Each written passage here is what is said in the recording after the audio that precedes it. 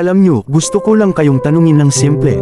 Bakit kayo nandito? Kasi hindi lahat ng tao pipiliing tumulong.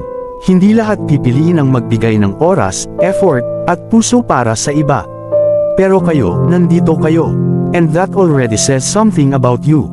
Sa totoo lang, madaling magsabi na, gusto kong tumulong.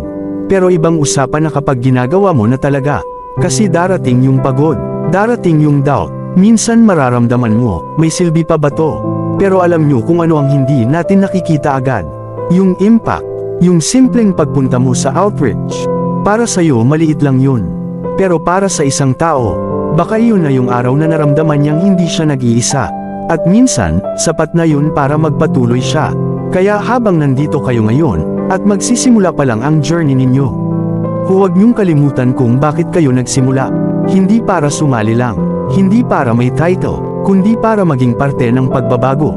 Kasi sa dulo ng lahat, hindi importante kung gaano karami ang nagawa mo. Ang importante, kung gaano karaming buhay ang nabago mo. At kung gagawin ninyo yan, hindi lang kayo magiging members ng Kabalikatnet. Magiging dahilan kayo kung bakit may pag-asa pa rin ang mundo. Maraming salamat.